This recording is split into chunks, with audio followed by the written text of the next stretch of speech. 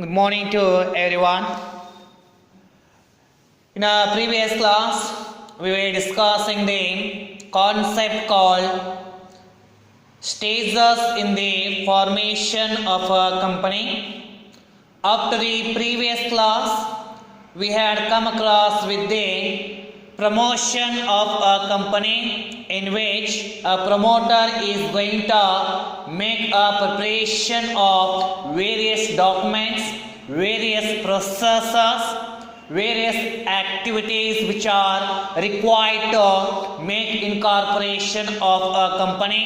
That stage is called as a promotion of a company. So ಹಿಂದಿನ ಕ್ಲಾಸ್ವರೆಗೂ ನಾವು company ಒಂದು ಸ್ಥಾಪನೆ ಮಾಡುವಂತಹ ಸಂದರ್ಭದಲ್ಲಿ ಫಾಲೋ ಆಗುವಂತಹ ಸ್ಟೆಪ್ಗಳನ್ನು ಅನುಸರಿಸಬೇಕಾದಂತಹ ಸ್ಟೇಜಸ್ಗಳನ್ನು ನಾವು ಡಿಸ್ಕಷನ್ ಮಾಡ್ತಾ ಇದ್ವಿ.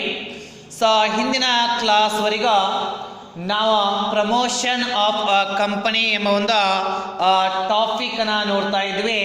ಆ ಒಂದು ಸ್ಟೇಜಲ್ಲಿ ಪ್ರಮೋಟರ್ ಕಂಪನಿಯನ್ನು ಇನ್ಕಾರ್ಪೊರೇಷನ್ ಮಾಡುವ ಸಲುವಾಗಿ ಅಥವಾ ರಿಜಿಸ್ಟ್ರೇಷನ್ ಮಾಡುವ ಸಲುವಾಗಿ ಏನೆಲ್ಲ ಸಿದ್ಧತೆಗಳನ್ನು ಮಾಡಿಕೊಳ್ಳಬೇಕು, ಏನೆಲ್ಲ ಪ್ರೊಸೆಸ್ಸನ್ನು, ಏನೆಲ್ಲ ಆ್ಯಕ್ಟಿವಿಟಿಗಳನ್ನು, ಏನೆಲ್ಲ ರಿಕ್ವೈರ್ಮೆಂಟ್ಗಳು ಬೇಕಾಗುತ್ತೆ ಅವುಗಳನ್ನು ಸಿದ್ಧತೆಯನ್ನು ಮಾಡಿಕೊಳ್ತಾ ಇದ್ರು. ಆ ಸ್ಟೇಜಸ್ಗೆ ನಾವು ಕರೆದಿವಿ, ನಾವು ಪ್ರಮೋಷನ್ ಆಫ್ ಅ ಕಂಪನಿ ಅಂತ ಹೇಳಿ ಕರೆಯಲಾಗಿತ್ತು. That means in order to get a registration of a company, what and all things are required? Those all things are complied here. Those all things are prepared by a person. That person is called as a promoter, and that stage is called as a promotion of a company.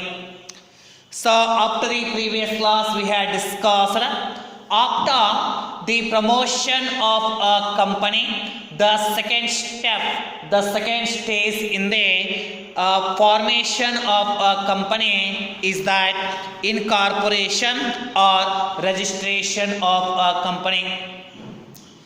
So ಕಂಪನಿಯನ್ನು ಸ್ಥಾಪನೆ ಮಾಡುವಂತಹ ಸಂದರ್ಭದಲ್ಲಿ promotion of a company ಮೊದಲನೇ step ಮುಗಿದ ನಂತರ ಮತ್ತೊಂದು ಬರುವಂತಹ step ಯಾವುದಪ್ಪ ಅಂದರೆ ಅದು ಸೆಕೆಂಡ್ ಸ್ಟೆಪ್ ಆಗಿದೆ. ಅದು ಇನ್ಕಾರ್ಪೊರೇಷನ್ ಅಥವಾ ರಿಜಿಸ್ಟ್ರೇಷನ್ ಆಫ್ ಅ ಕಂಪನಿ ಅಂತ ಹೇಳಿ ನಾವು ಕರಿತಾ ಇರುವಂಥದ್ದು. So let us have a discussion to this second stage. So incorporation of a company is the second stage of formation of a company. All the preliminary work just before incorporation will be completed by a company promoters with the help of secretary and solicitors,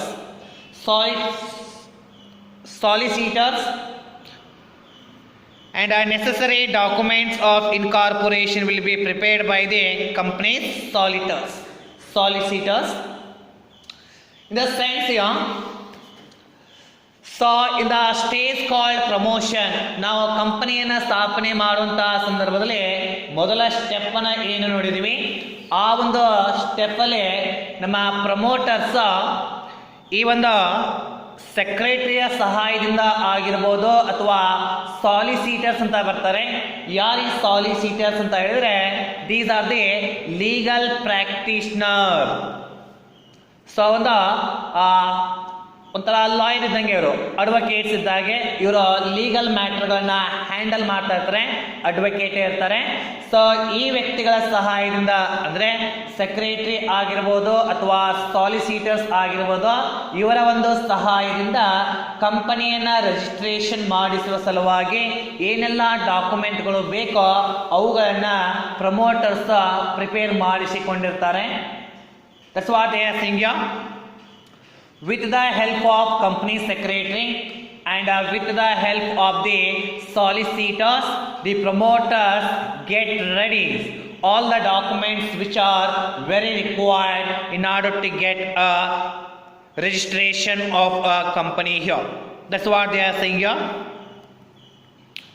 Such documents are memorandum of association, articles of association, and other documents relating to the directors in the case of the public company.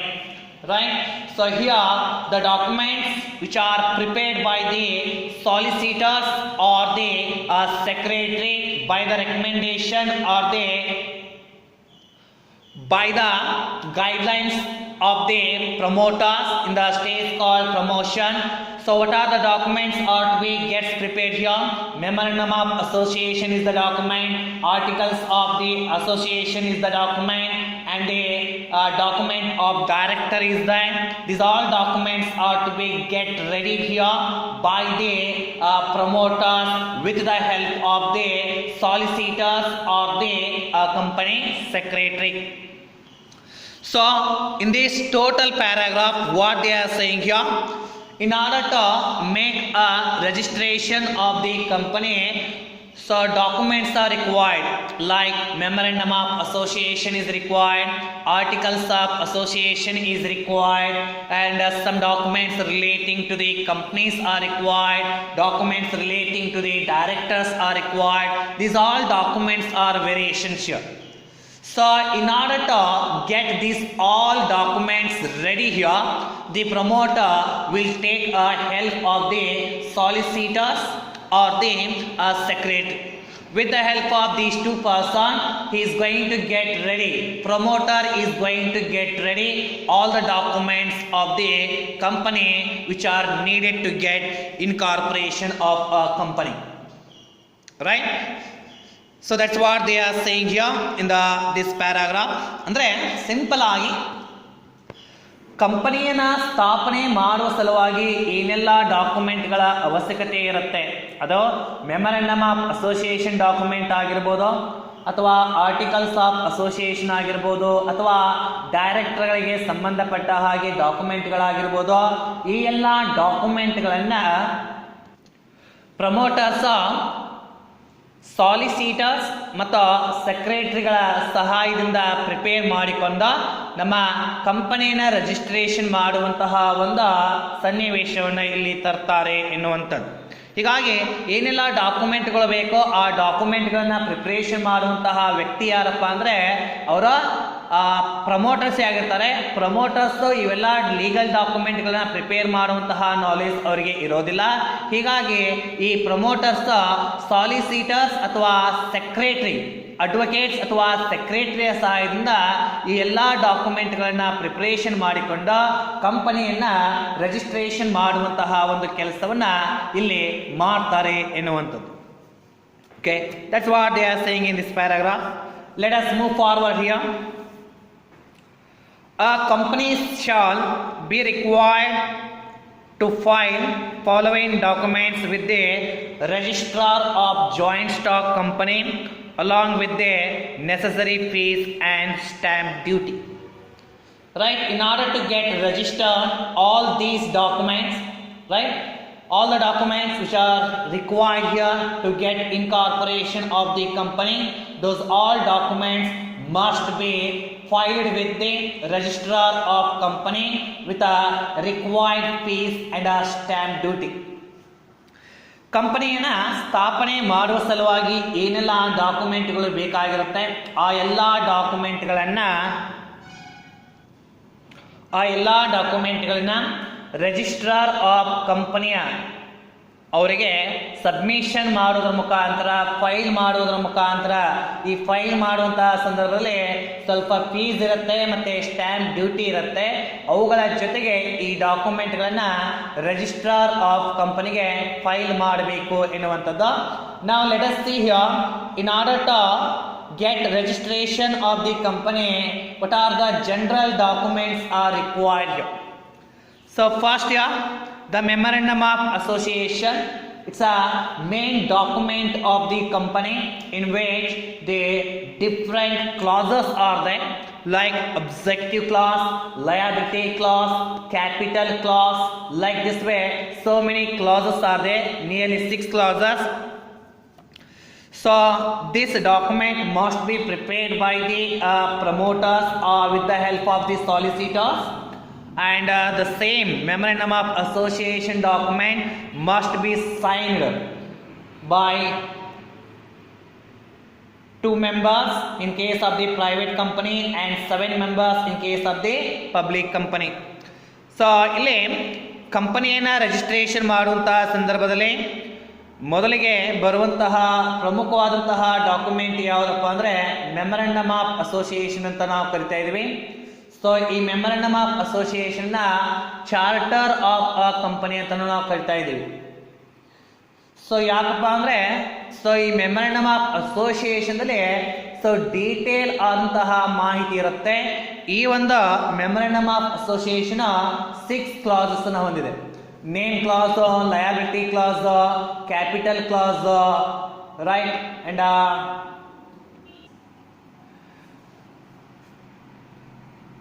Register office class, ಈ ರೀತಿಯಾಗಿ 6 ಕ್ಲಾಸಸ್ಗಳು ಬರ್ತವೆ.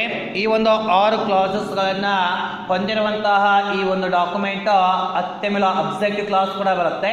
ಈ ಒಂದು objective class ಅಂದ್ರೆ ಏನಪ್ಪಾ ಅಂತ ಹೇಳಿದ್ರೆ ನಾವು ಏನು ಯಾವ ಉದ್ದೇಶವನ್ನು ಇಟ್ಟುಕೊಂಡು ಕಂಪನಿಯನ್ನು ಸ್ಥಾಪನೆ ಮಾಡ್ತಾ ಇದ್ದೀವಿ ಎಂಬುದನ್ನ ಆ ಒಂದು ಕ್ಲಾಸ್ ಅಲ್ಲಿ ಮೆನ್ಷನ್ ಮಾಡಿರ್ತೀವಿ. ಈ ಒಂದು ಮೆಮೊರಂಡಮ್ ಆಫ್ ಅಸೋಸಿಯೇಷನ್ ಡಾಕ್ಯುಮೆಂಟ್ ನ ಪ್ರಿಪೇರ್ ಮಾಡಿ ಒಂದು ವೇಳೆ ಅದು ಪ್ರೈವೇಟ್ ಕಂಪನಿ ಆಗಿತ್ತು ಅಂದ್ರೆ ಈ ಒಂದು ಡಾಕ್ಯುಮೆಂಟ್ ಮೇಲೆ ಇಬ್ಬರು, ಪ್ರೈವೇಟ್ ಕಂಪನಿ ಆಗಿದ್ರೆ ಇಬ್ಬರು ಮೆಂಬರ್ಸ್ ಸೈ ಮಾಡಬೇಕು. ಪಬ್ಲಿಕ್ ಕಂಪನಿ ಆಗಿತ್ತು ಅಂತ ಹೇಳಿದ್ರೆ 7 ಮೆಂಬರ್ಸ್ ಅದರ ಮೇಲೆ ಸೈನ ಮಾಡಬೇಕು ಎನ್ನುವಂಥದ್ದು. Next, so second document articles of association. It describes all internal rules and regulations and signed by the subscriber to the memorandum. So articles of association is the second very important document in the registration of the company, needs to be prepared. This document contains the internal rules and regulation of the company in order to bring an efficiency and effectiveness in the work of the organization. Right? So that's what we are saying, the articles of association. So these articles of association must be signed by the person who signed the memorandum of association. So ಇಲ್ಲಿ ಎರಡನೇ document articles of association ಎನ್ನುವಂಥದ್ದು. ಈ ಒಂದು articles of association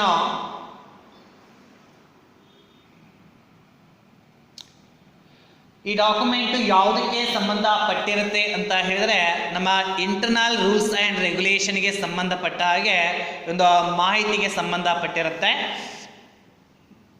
ಸಂಸ್ಥೆಯಲ್ಲಿ effectiveness ಅನ್ನು ಮತ್ತು ಎಫಿಷಿಯನ್ಸಿಯನ್ನು ತರುವ ಸಲುವಾಗಿ ಏನೆಲ್ಲ ರೂಲ್ಸ್ ಮತ್ತು ರೆಗ್ಯುಲೇಷನ್ಗಳು ಬೇಕಾಗುತ್ತೆ ಆ ರೂಲ್ಸ್ ಆ್ಯಂಡ್ ರೆಗ್ಯುಲೇಷನ್ಗಳನ್ನು ನಾವು ಆರ್ಟಿಕಲ್ಸ್ ಆಫ್ ಅಸೋಸಿಯೇಷನ್ ಎಂಬ ಒಂದು ಡಾಕ್ಯುಮೆಂಟಲ್ಲಿ ಮೆನ್ಷನ್ ಮಾಡಿರ್ತೀವಿ. ಮತ್ತು ಈ ಮೆಮೊರಂಡಮ್ ಆಫ್ ಅಸೋಸಿಯೇಷನ್ ಡಾಕ್ಯುಮೆಂಟ್ಗೆ ಯಾರೆಲ್ಲ ಸೈನ್ ಮಾಡಿರ್ತಾರೆ ಅದೇ ವ್ಯಕ್ತಿಗಳು ಆರ್ಟಿಕಲ್ಸ್ ಆಫ್ ಅಸೋಸಿಯೇಷನ್ಗೂ ಕೂಡ ಇಲ್ಲಿ ಸೈನನ್ನು ಮಾಡಬೇಕಾಗತ್ತೆ. ಸೈನ್ ಮಾಡಿ ಅದನ್ನು ಕೂಡ ರಿಜಿಸ್ಟ್ರಾರ್ ಆಫ್ ಕಂಪನಿಗೆ ಸಬ್ಮಿಷನ್ ಮಾಡಲೇಬೇಕಾಗತ್ತೆ ಎನ್ನುವಂಥದ್ದು. Next, notice of the head office. This is the third document. It gives a postal address of the company and to be filed with the registrar either as its incorporation or within the 30 days of incorporation. So third document is needs to be submitted by the promoters to the registrar of company, that is notice of head post, notice of head office. So notice of head office in the sense what? It is the postal address of the company where company is situated. So in order to mention the address of the company, we are going to prepare another document here, that is notice of the head office. and this document needs to be submitted to the registrar of company at the time of incorporation, or even we can submit the same document after the 30 days of incorporation also. So notice of head office ಅಂತ ನಾವು ಕರಿತಾ ಇದ್ದೀವಿ. ಇಲ್ಲಿ company ಯಾವ ಸ್ಥಳದಲ್ಲಿ register ಆಗಿರುತ್ತೆ ಆ ಕಂಪನಿಯ ಅಡ್ರೆಸ್ ಅನ್ನ ನಾವು ಇಲ್ಲಿ ಯಾರಿಗೆ ಕೊಡಬೇಕಾಗತ್ತೆ, ಆ ಡಾಕ್ಯುಮೆಂಟ್ದಲ್ಲಿ ಪ್ರಿಪೇರ್ ಮಾಡಬೇಕಾಗತ್ತೆ, ಡಾಕ್ಯುಮೆಂಟ್ದಲ್ಲಿ ಮೆನ್ಷನ್ ಮಾಡಬೇಕಾಗತ್ತೆ. ಆ ಡಾಕ್ಯುಮೆಂಟ್ಗೆ ನಾವು ಕರಿತಾ ಇರೋದು ನೋಟಿಸ್ ಆಫ್ ಹೆಡ್ ಆಫೀಸ್ ಅಂತ ಹೇಳಿ. ಸೊ ಈ ಒಂದು ಡಾಕ್ಯುಮೆಂಟನ್ನ ನಾವು ರಿಜಿಸ್ಟ್ರಾರ್ ಆಫ್ ಕಂಪನಿಗೆ ಕೊಡಬೇಕಾಗುತ್ತೆ. ಅದನ್ನ ಇನ್ಕಾರ್ಪೊರೇಷನ್ ಸ್ಟೇಜಲ್ಲಿ ಇನ್ಕಾರ್ಪೊರೇಷನ್ ಮಾಡಿಸುವಂತಹ ಸಂದರ್ಭದಲ್ಲಿ ಕೊಡಬಹುದು, ಅಥವಾ ಇನ್ಕಾರ್ಪೊರೇಷನ್ ಆದ 30 ದಿನಗಳ ಒಳಗೆ ಆ ಒಂದು ಡಾಕ್ಯುಮೆಂಟನ್ನ ನಾವೇನು ಮಾಡಬಹುದು, ರಿಜಿಸ್ಟ್ರಾರ್ ಆಫ್ ಕಂಪನಿಗೆ ಸಬ್ಮಿಟ್ ಮಾಡಬಹುದು ಎನ್ನುವಂಥದ್ದು. Next a fourth one, copy of